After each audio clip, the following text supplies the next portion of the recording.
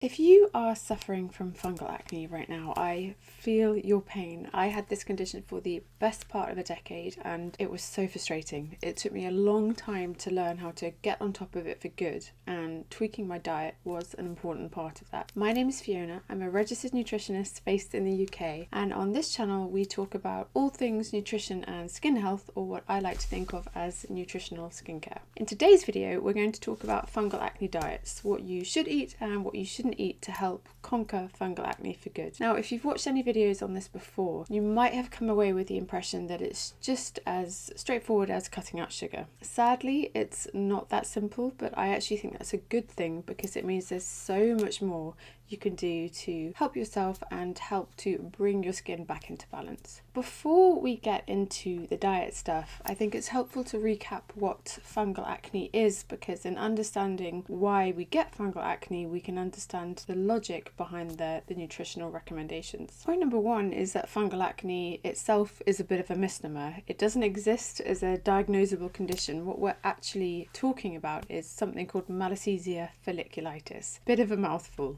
But Malassezia is a yeast that all of us have on our skin. It's part of our skin's natural microbiome. But in some people, this yeast can overgrow and really tick off their immune system, and that leads to inflammation, which leads to breakouts. I remember when I first had fungal acne, there wasn't much written about it. There wasn't much research on it at all, but thankfully that is now picking up. And we now have studies that show that up to a quarter of people with acne might have a fungal acne or Malassezia element going on. It's probably a lot more common than we've realised. Now, there are a few clues to show that what you're dealing with is fungal acne, or there is a fungal element, and that is that the pustules or the whiteheads are monomorphic, and what that means is they all tend to be quite small and all the same size. Now, they'll cluster around the oily regions of your skin, which is typically your T-zone here, and also your chest and your upper back, and they can be itchy. Now, normal acne isn't often itchy, but fungal acne or Malassezia folliculitis can be really itchy. And the last clue is that it often flares in warm, humid environments, and that's simply because yeast likes to grow in warm, humid environments. And that's why in places like the Philippines, which has an average humidity I think of about 75%, fungal acne is actually a lot more common. So if we understand that fungal acne is caused by a yeast overgrowth on our skin, what we're trying to do with our nutrition and with this sort of dietary intervention is to bring down the yeast load in our body. Just for clarity, there is no such thing as a universally accepted or standardized antifungal diet. That just doesn't exist as a research concept yet. But what we do have are studies that show that certain dietary habits or dietary patterns can help to fight back the yeast and bring it down, and that's really what we're going for here. So I've looked at all this research and I've distilled it into 4 key principles that we're going to talk about in this video, and at the end we're also going to talk about a few supplements that can help too. So let's dive into it. Principle number 1 is to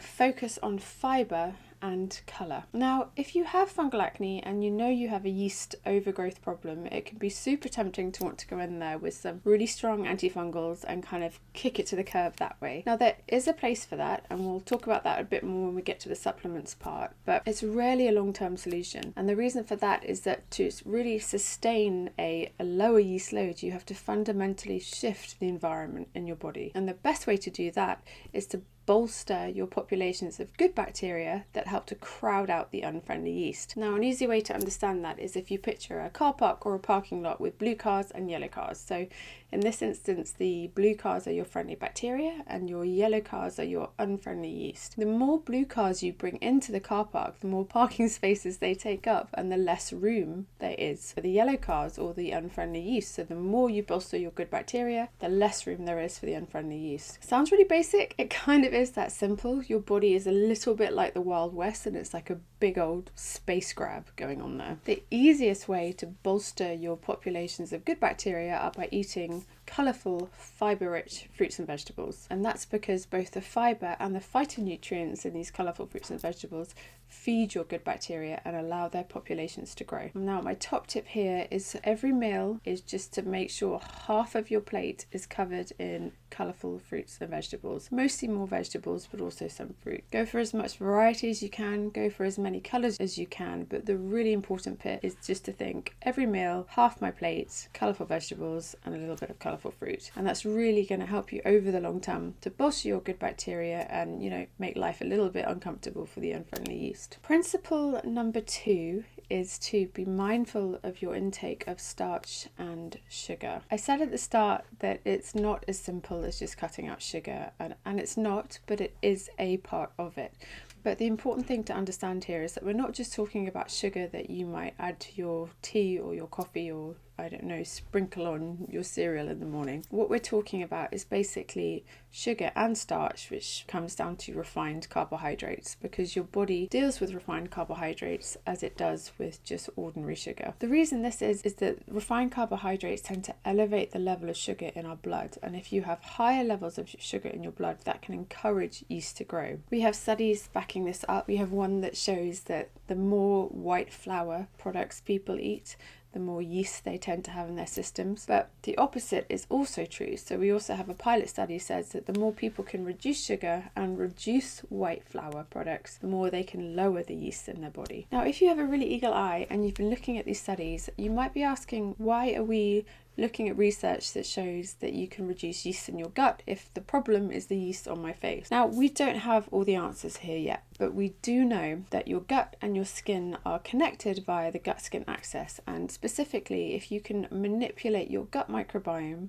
it's going to help your skin microbiome. Now, refined carbohydrates, you probably know what these are really. It's anything that's typically sweet, white or fluffy. So white bread, white pasta, white rice, pastries, cookies, biscuits, cakes. You kind of know what they are. Now, I don't advocate for a really restrictive diet at all. I think that it's rarely a long-term solution, and to be honest, it also takes some of the joy out of life. But I do advocate for just having a conscious awareness of how much of these things you are eating. So if we took dinner as an example and you're having a stir fry, instead of having a mound of white rice with this stir fry, could you maybe have a smaller portion of brown rice or whole grain rice and then load up with some extra stir-fried vegetables? These kind of decisions and these kind of changes over the long term really do compound, and they will help to shift the microbiomes in your body for the better. On that note, point number 3 is to eat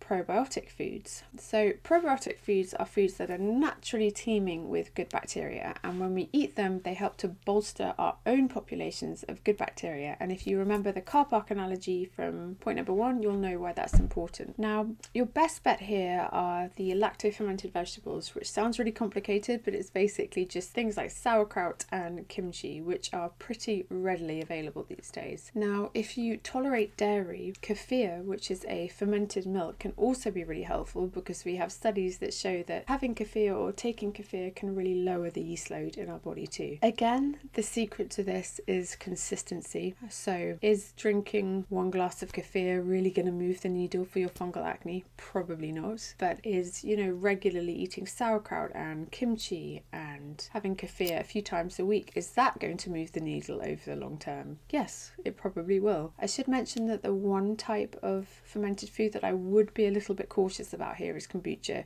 It can be really helpful, but lots of commercially produced kombuchas still have quite a lot of sugar, so it's kind of like you're giving with one hand but taking with another. So in the interest of helping to clear your skin, kombucha probably shouldn't be your first choice for a fermented or probiotic rich food or drink for now. The 4th principle is to eat naturally antifungal foods. Again, I wish we had research showing that if you ate a diet really rich in these antifungal foods, it would kick fungal acne to the curb. We don't have that yet, but mechanistically it makes sense. There are foods with a specific antifungal action, so if you eat them, again, it's another tactic to reduce the yeast load in your body. And this is kind of a really gentle way of going about it. Some foods which are quite potently antifungal include coconut oil, apple cider vinegar, garlic, and sort of aromatic herbs, typically the ones you associate with Italian cooking like rosemary and oregano. Now again, the same thing applies to the probiotic rich food point. You have to eat these regularly and consistently to see an effect. But again, it's just getting into the habit of it. Can you cook with coconut oil?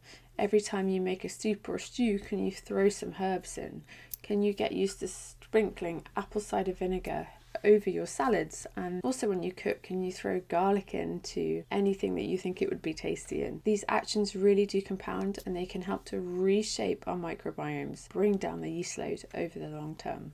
If you've covered all those bases, we can then start to talk about supplements, but I have to say that this is general advice. It's not personalised to you.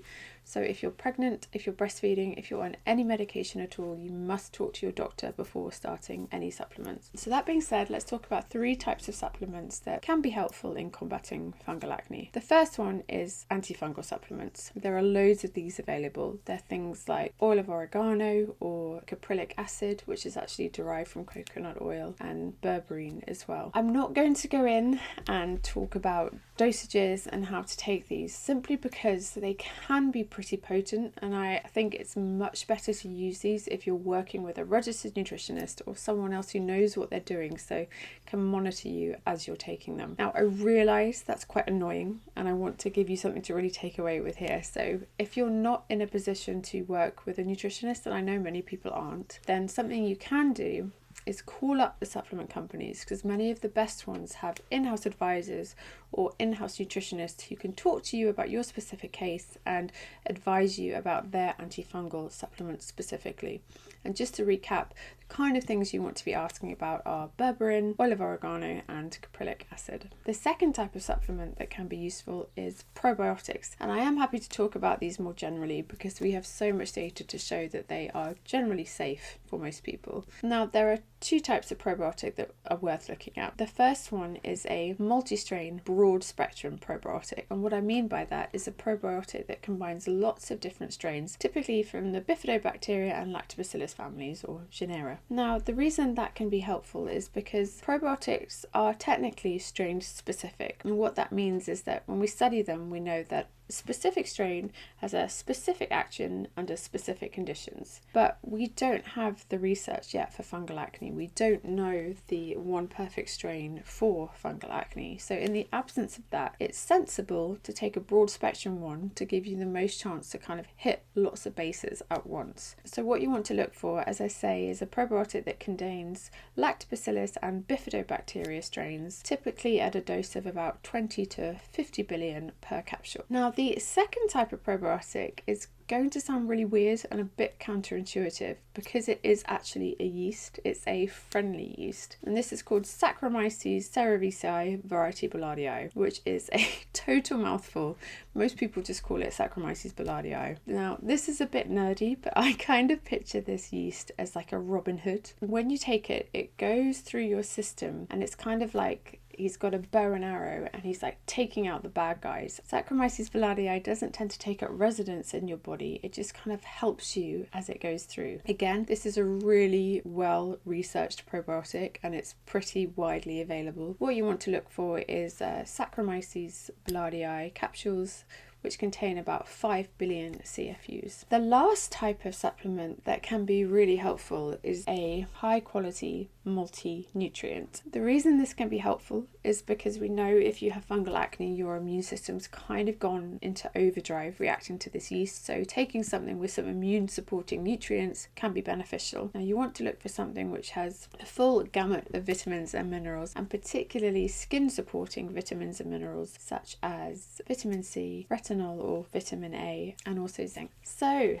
let's recap. If you have fungal acne, you want to focus on 4 dietary principles, not rules, principles that can help you rebalance the environment in your body to bring down your yeast load. That is focusing on fiber and colour, being mindful of your intake of sugary and starchy foods, eating probiotic foods, and also eating naturally antifungal foods. And in terms of supplements, you want to look at antifungals, which is best to talk to a nutritionist about. You want to look at probiotics, including a broad spectrum probiotic and Saccharomyces boulardii, and you also want to have a high quality multi-nutrient. Now, if you've watched any of my videos before, you would have heard me say that eating for great skin is a marathon, not a sprint. But with this, if you do have a particularly high sugar diet and you manage to bring that down by following principle number 2, you are going to see a difference within a week or two. The other principles, so kind of fiber and colour, probiotic foods, antifungal foods, to fundamentally reshape your microbiome, that is going to take longer, but it's so worth it. It is the key to keeping fungal acne at bay for good.